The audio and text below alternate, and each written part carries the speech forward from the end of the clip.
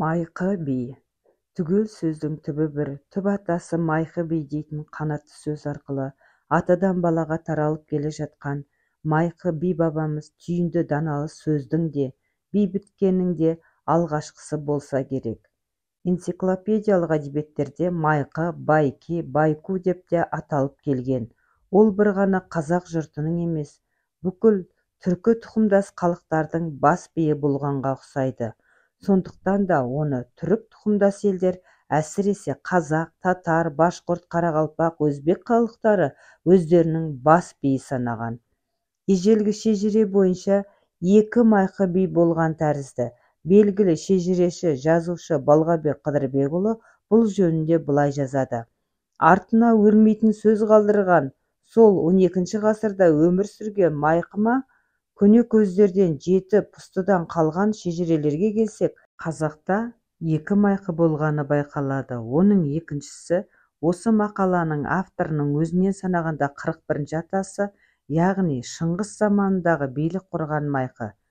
Егер біздің қолымыздағы атадан балаға мұра болып, дүниедегі ең ардақты құжаттай құрметтеліп жатталып келе жатқан әулет шежіресін тілге тиек етер болсақ, 12-ші ғасырда жасаған майқы, майып, өзін ұлы жүз санайтын біраз қазақтың атасы Жалманбет Алайсүн, Жарықшақ Қарайсүн деп аталады, Түркештің Сарыйсүн деп аталады, әкесі Бәйдібектің атасы Айтұлы майқы, майып, іштен бір аяғы кем туғанда ақсап жүретін адам болған. Туа кембағал адамға 4 мүшесінің бірі кемістіктен майып аты берілген.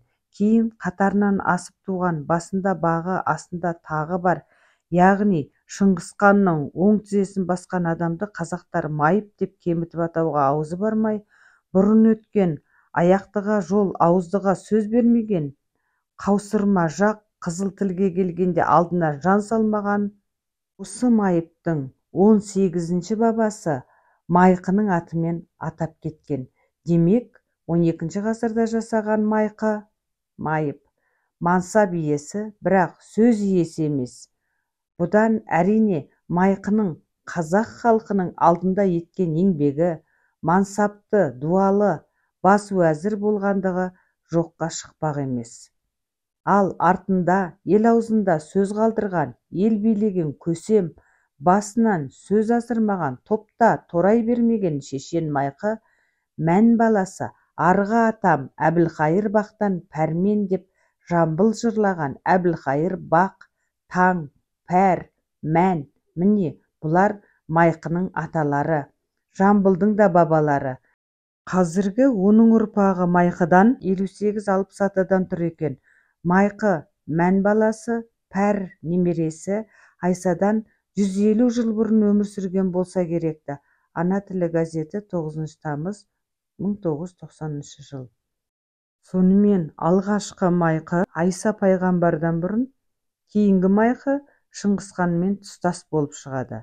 Майқы Мәнұлы бірінші майқы би кезінде аса ақылды, көреген, алды-артын күні бұрын болжай білетін әулие кісі бопты десе де ел. Нандай бір аңыз бар. Бірде майқы билік құрып отырып қалғып кетіпті дейді шежіре. Жанындағы билердің бірі мұны ұят көріп, майқы қауырт келген ұйқыдан сергісін деп тамағын кенеп жөткірініпті. Сонда көзін ашып алған майқы, қап, шіркін-ай, аяғын біле алмай қалдым-ау депті. Қасындағы билер оның түрі кетіп, түсі қашқанынан шошып, үндей алмапты. Сөзді майқы өзі бастапты. Көзі қысық, тісі қисық жаудан көрі, көзі шегір, өзі жемір, жаудан ұрпағым көп қорлық көретін болды. Аяғын біле алмай қалдым. Ұрпағымның керегесі сөгіліп, уығы сынып, шаңырақ шайқалатын кез болады екен. Ұрпағым ынжықтық танытып, намаған сөйлей алмай отырған сендер сияқты мөнді деп ұзақ уақыт соның табанында болады екен. Әттең, аяғын білгенімде шаңырағы шайқалмаудың амалын білетін едім. Біреуің тамағыңды кенеп жөткөріндің. Мажалы көзі шегір, өзі жемірге де алғашқы ек артуды өз тұқымым жасайтын болады екен. Әттең сонда. ежелгі тарихшы Рашидат Диннің «Жамият Тауарих» деген еңбегінде екінші Майқы би Шыңғысханның оң қол ақылшысы, Шыңғысхан өзі жорыққа шығарда оны өз орнына қалдырып кететін сенімді бас би болған. Дау-дамай содан шешімін тауып отырғаны көрсетілген. Ал Шыңғыстың баласы Жошы хан батысқа жорық жасағанда Майқы биге моңғол әскерінің оң қанатын сеніп тапсырған. Талай жеңісті бастаған батыр болған. Сол оң қанат Дешті Қыпшақ елінің Ұланғайыр аймағына билік жүргізген. Осы дерек моңғол жылнамасы Алтын топшыда да жазылған. Шыңғыс 1206 жылы ұлы хан аталғанда оны құрметтеп төңірегіндегі елдер құтты болсын айтып барыпты деседі. Бұл жөнінде Ұлы Абай былай жазған: Моңғолдан Шыңғыс хан шыққанда қазақтар құтты болсынға барыпты. Бірақ қай жерге барғаны мағлұм емес.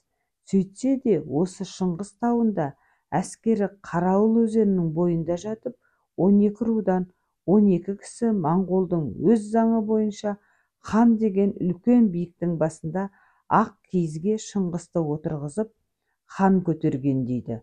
Тауының Шыңғыс аталып, биігі хан аталмақ себебі де сол болса керек. Ол 12 кісінің бірі қазақтың Майқы би деген кісісі екен.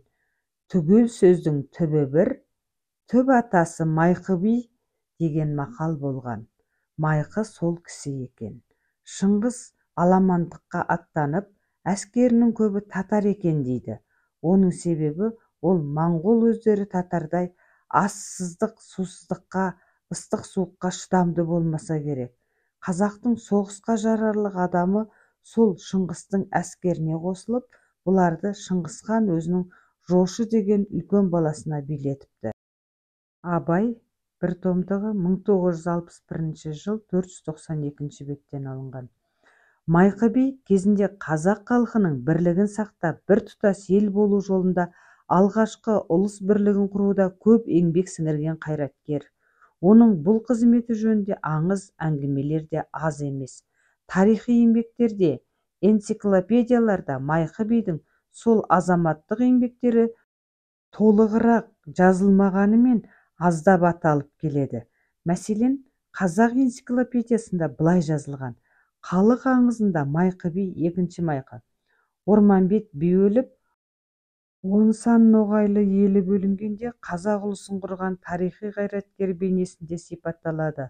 Майқы би қазақ руларын 300-ге 100 арабша бөлік бөлім топтап, Үйсін бастаған бөлікті ұлы жүз, Қабанұлы Болатқожа бастаған бөлікті орта жүз, Қоғамұлы Алшын бастаған бөлікті кіші жүз деп атады.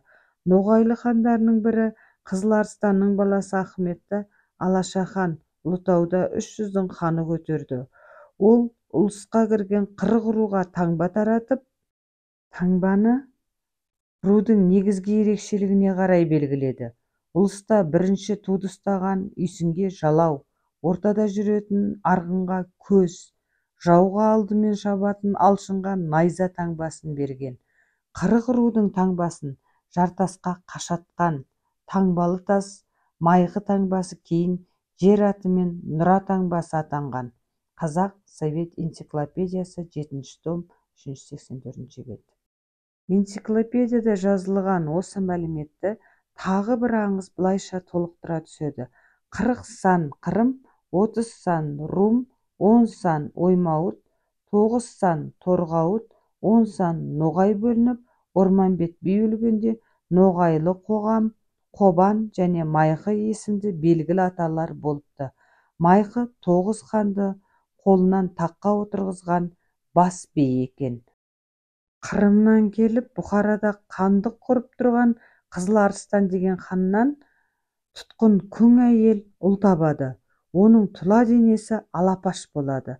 Соны перзентсіз бәйбішесі ханға: бұл баланың көзін құртпасаң өскенде еліңді алатайдай бүлдіреді дейді. Хан бәйбішесінің күндестікпен айтқан сөзіне ілесіп, әскерінен 40 жігіт бөліп, мына баланы тапқан шешесімен Сырдариядан өткізіп тастаңдар. Өлсе өлер, өлмесе өзінше күн көрер. Шешесі де, бала да мұнда қайтып келмейтін болсын. Өздеріңе де бостандық дейді. Қырық жігіт Сырдариядан өтіп, Қаратау өңірінде аң аулап жүреді де, баланы есейген соң бір жерге әкеліп тастайды. Балаға аң аулап жүрген Майқы бидің баласы Үйсінкез болады. Бірақ бала оған ермейді. Кімсің деген сұрауына бала жауап та бермейді. Үйсін далада көрген әкесіне айтып келеді. Бір ағаштың түбінде отырған баланы көрдім. Ай десе аузы, күн десе көзі бар. Көрген кісі қызығардай. Жалғыз айыбы тілі жоқ екен дейді. Майқы, оған мен апарыңдар, мен сөйлесіп көрейін дейді. Майқы барса, бала оны көргеннен-ақ орнынан атып тұрып, ассалаумағалейкум, хан біткеннің қазығы, Бұқара жұрттың азығы деп сәлем береді. Уағалейкум ассалам балам, әмәнде адам бол, болайын деп тұрған ұлы екенсің, жүр маған ер деп оны аулына ертіп әкеледі. Өкіл бала етіп, төбел бие сойып, төмен келді, жорға бие сойып, жоғарғы елді шақырып той қылады. Той тарқасымен ердің ері, егеудің сынығы деп қасына бел баласы Үйсін бастаған 100 жігіт қосып беріп, жолға аттандырады. Қаратаудан асып әрі қарай жүре беріңдер. Алдарыңнан Ұлытау, Кішітау дейтін таулар, Қаракеңгір, Жездікеңгір деген өзен сулар кездеседі. Сол жерлерге барып, ірге теуіп орнаңдар. Ақ найзаның ұшымен, ақ білектің күшімен ел жұрт болуды ойлаңдар. Күндердің күнінде осы бала хан болады. Сендер қарашасы боласыңдар деп Майқы батасын береді. 100 жігіт Қаратаудан асып, Ақтау, Ортауды басып, Шу, Сарысу өзендерін кесіп өтіп, Майқы бидің айтқан жерлеріне жетеді. Орнығып, ел жұрт бола бастайды. Бұлардың дыбысы Қызыларыстан ханға жетеді. Хан, менен қалағанын алып, баламды өзіме қайырсын деп Майқы биге кісі салады. Хан баламды қайырсын деп қоймаған соң, Майқы би қоғам ұлы Алшынды басшы етіп Ұлытауға 100 жігіт жібереді. Жігіттерге басшы, ақылшы болсын деп оларға 10 қария қосып береді. Бұлар қайтпай қалады. Екінші рет тағы да 100 жігітті жұмсайды. Олар да қайтып оралмайды. Үшінші рет 200 жігіт жібереді. Олар да сөйтеді. Бәрі де Майқы би өкіл бала етіп өсірген Ахметтің ықпалынан шыға алмай, соның қарауында қала береді. Адамға адам, елге ел қосылып, аумағы кеңейе береді. Енді ол елдің халқы Ахметті Ұлытауда хан көтереді. Кейін ол жауынгерлігімен Алаша хан атанады. Хандық жауынгерлік уақытта айнала қоршаған жаудың ортасында құрылған ел болғандықтан, әр жүздің жорықта атқаратын міндетін, жауынгерлік ұранын белгілеп береді. Осының бәрі Майқы бидің ақылымен іске асып отырған. Майқы би 120 жасқа жетіп дүние салған дейді. Елге еткен қызметімен қатар қазақтың шешендік сөз өнерін бастаған айтулы шешен, бас би болған деседі ел. Енді Майқы би туралы айтылып жүрген аңыз әңгімелерге келейік. Шыңғыс жас кезінен-ақ дала кезіп орман аралап кете береді. Ол бір жолы садақ тартып, аң аулап жүріп, таудан құлап, аяғынан мертігеді. Би жігіттері іздеп жүріп, оны орман ішінен тауып алады да, қоларбаға мінгізіп үйіне апармақ болады. Сол жігіттердің ішінде Майқы да болса керек. Екі ақсақ бір отырайық деп, ол да арбаға мінеді. Өзгелері екеуін сүйретіп, Шыңғыстың үлкен шешесінің үйіне жақындайды. Есік алдына келгенде, әлгі билер Шыңғыстан соң үйге кім кіреді деген сөз шығарады. Менің жасым үлкен десе, енді бірі мен бимін, жол менікі деп таласады. Бәрі Шыңғыстың аузына қарайды. Шыңғыс қасында отырған Майқыға қарайды. Сонда Майқы, әдетте арбаға жегілген өгіз есік алдында қалып, Оны айдаған адам үйге кірмеуші ме еді депті. Майқы осылай сөз табады. Әлгі билер есік алдында қалады. Майқы Шыңғысты қолтықтап үйге енеді. Ормандағы болған жағдайды баян қылады. Содан былай қарай Майқы жас болса да бас би болып Шыңғыстың оң жағында отыратын болады. Бұл ел аузында айтылып жүрген сөз. Осыған ұқсас аңызды Потанин де өзінің қазақ, қырғыз және алтай ертегілері мен аңыз әңгімелер деген еңбегінде 51-59 беттерде келтіреді. Майқыдан ұзын, қортық бойларына қарай аталып кетсе керек. Шын есімдер басқаша болуы мүмкін деген. Балалары болыпты. Екеуі де шаруа, өз басын ғана күйттеген адамдар болса керекті. Соған риза болмаған Майқы айтыпты дейді. Жаманнан жақсы туар, адам айтса нанғысыз, жақсыдан жаман туар, бір жармаққа алғысыз. Сонан соң аяғын тақпақтап кетіпті дейді қариялар. Таздан жарғақбас туады, кедейден мал бақпас туады, соқырдан көрмес туады, сараңнан бермес туады. Майқы би 100-ден асқан шағында дүние салады. Бүкіл дешті қыпшақ жұрты оны ақ жуып арулап қояды. Жылын атап еске түсірген соң, сол өңірдің өзге билері төбе билікке таласып, бірінен бірі сөз асырмақ болады. Бұрын Майқы би айтып кеткен билік шешім жарғыларды олар өз аттарынан айтып тарата бастайды. Бір жолы Бәйдібек батыр аулында бір топ би бас қосып екі ел арасындағы дауды қарамақ бопты. Олар бірнеше күндер айтысып тартысады. Киіз үй сыртында билер тартысын тыңдап отырған әр тараптан келгендер біздің елдің биі былай деді, сіздің елдің биі солай деді деп, әркім өз биін көтермелеп, дәріптеп жатады. Сонда Майқы бидің алдын көріп, сөзін тыңдаған бір көнекөз қария: сендер несіне таласасыңдар? Бұл кешегі Майқы би жарықтық айтып кеткен сөз ғой. Түгел сөздің түбі бір, түп атасы Майқы би деп орнынан тұрып жүре беріпті.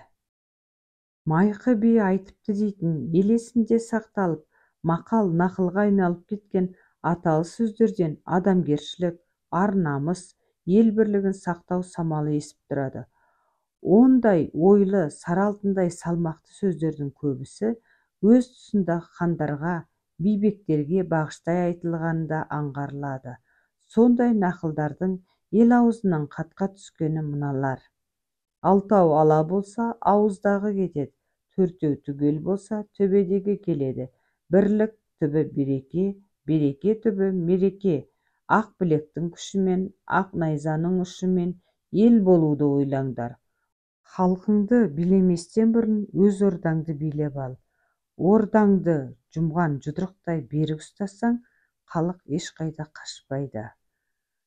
Парахор биге ісің түспесін, сараң үйге кісің түспесін. Хан қасында би ақылды болса, қара жерден кеме жүргізеді. Майқы бабамыздан қалған мұндай нақылдардың шығу себептері де болған деседі аңыздаушы қариялар. Кімнен кім туады деген сұраққа Майқы би былай деп жауап беріпті: тұлпардан тұлпар туады, сұңқардан сұңқар туады, асылдан асыл туады, жалқаудан масыл туады, масылдан мал бақпас туады, тілазардан қалжақпас туады, таздан жарғақпас туады, сараңнан бермес туады, соқырдан көрмес туады, мылжыңнан езбе туады, қыдырмадан кезбе туады. Осы бір Майқы бабамыз айтып кеткен түбі бір түбірлі сөз сол заманнан бері атадан балаға мирас боп айтылып келеді. Бұл нақылды содан бері талай ақын, жырау, толғау термесіне өзек етті. Талай шешенбелер тіліне тиек етті. О баста ұзақ толғаған ата сөзі талай өзгерді, талай жөнделді, талай қысқарды, талай ұзарды, әркім өзінше айтып жүрді. Сондықтан бұл нақылда нұсқа көп, бәрі де халық нақылы болып кеткен десек те, түгел сөздің түбі бір, түп атасы Майқы би ғой баяғы. Тыңдағандарыңызға рахмет. Соңы.